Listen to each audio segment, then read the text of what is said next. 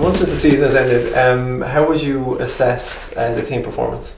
Individually and collectively, we saw the coming together of a squad and some players in terms of their own personal development. So the season, 53 points was a great return for the players' endeavours throughout the year. Like I said, the dressing room was really important to us this year. The characters in the dressing room were first class, and the attitude and application of the players in every game was there for all to see. Yes, we had some low moments throughout the season. Disappointing results, particularly in the cup at home here to Bray.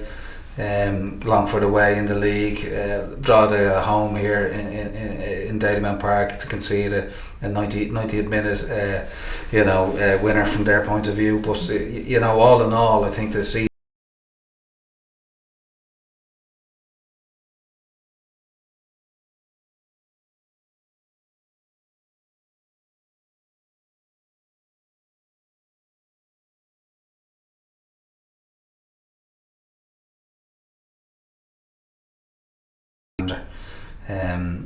throughout my playing career, I've always regarded this club as one of the iconic clubs in Irish football. I played against many great players in the red and black jersey.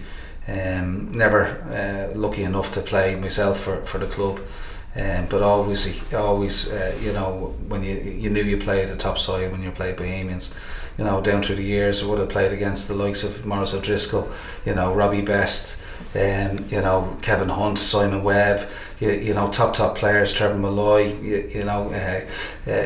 Caffrey, always Bohemians has been littered with great players. So when I was asked to be manager of this club, it was an offer I could never turn down, and it was a big honour, a big privilege for me to come in here as manager in the 125th year in the anniversary, and I'm glad we done our job. We put an attractive team on the park who played fast attacking football. And from that point of view, we didn't let anybody down. But the challenge for us now is to move forward. 2015 the season is over, so we've got to try and build and move forward as a club. We've got to build on the success of this season. The feel good factor around Dalymount Park. The good news story that is the hopefully the redevelopment of Dalymount.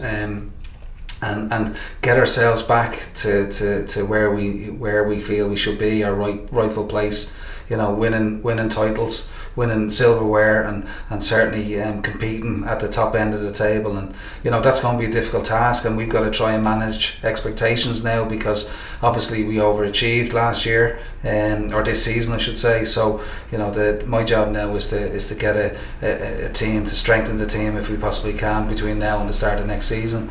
To manage the expectations of both the players and I suppose the supporters, because whilst things we are moving forward, we're still working from a very limited budget, and so the club are being very cautious, and the days of throwing money at players are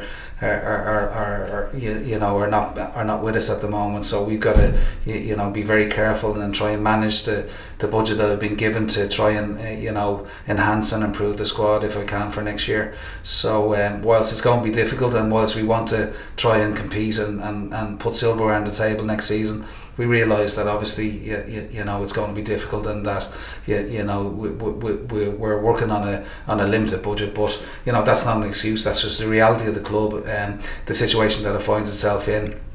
The board have done a remarkable job, in my opinion, to turn things around like they have in such a short number of years. So the debt is more or less being reduced, and hopefully with an improved results and performances on the pitch, we'll see an improvement in terms of budget and our clout in the transfer market, I suppose. You replaced Owen here. You took some players with him. You mentioned previously that there was we played attacking free flow football. How important was it that your philosophy was taken on by the players that were here, given that the philosophy was kind of different when they're here?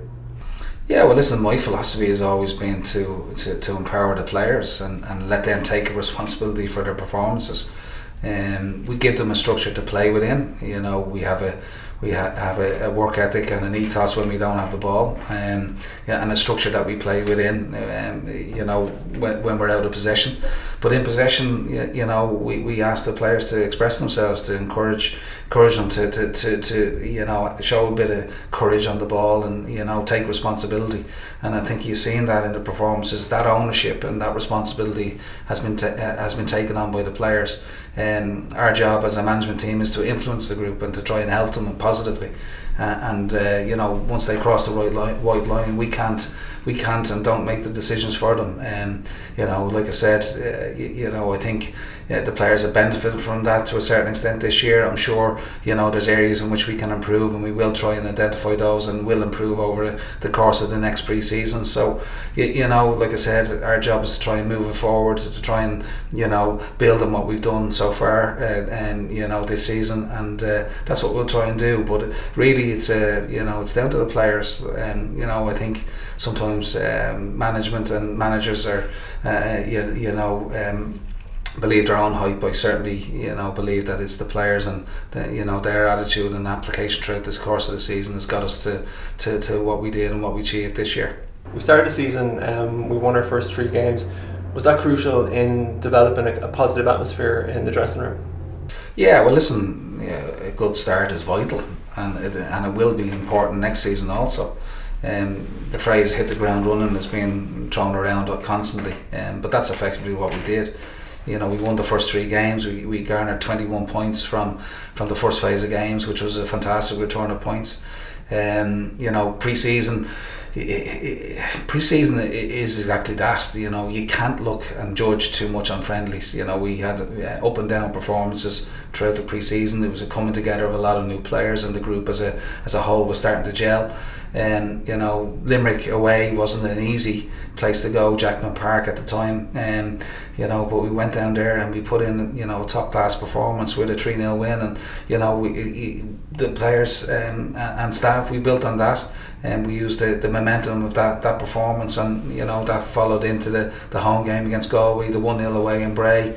You know, even the 3-0 at home here to Dundalk in the 4th game, you know, I'll never forget that actually, because the first 35 minutes of that game, I was thinking, we've got a proper side here. You know, it's how I wanted my team to play, and the players accepted responsibility. They went toe to toe.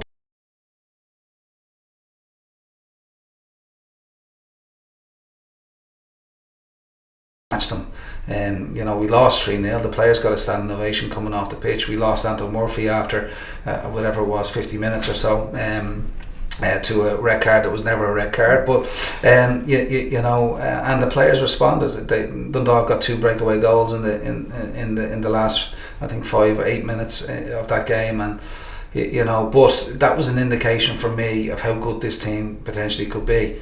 And you know, our job now is to make sure we build and we continue to move forward. And I don't want to labour the point, but you know, last season's gone. We've got you know, 53 points, great. Players can be proud of what they did, but we've got to now try and build on that, and we've got to try and achieve something next year that is a little bit more, you know, tangible in terms of, you know, can we win a cup? Can we put some silverware on the table? Can we get into Europe? You know, can we, you know, maybe make a tilt at a title bid? All these things are all very aspirational and ambitious at this moment in time, and you know, but that's what this club is built on, and we won't shy away from that. We want to move forward, and you know, it's going to be difficult.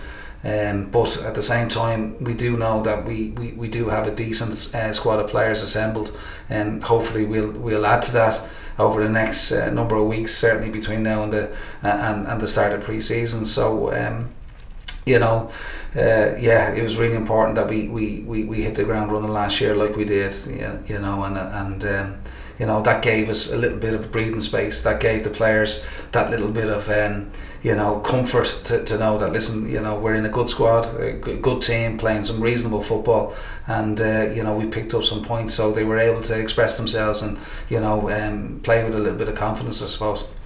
How detrimental to the squad was the injuries, especially to Dan O'Byrne, to Derek Pender and to Mark Griffin? Yeah, absolutely, they were huge. Derek Pender was captain. I worked with Derek before for a short spell at Bred. You know, Derek is a real leader on and off the pitch. You know, again, he leads by example, and in the first phase of games I don't think there was a better right full back in the country than him.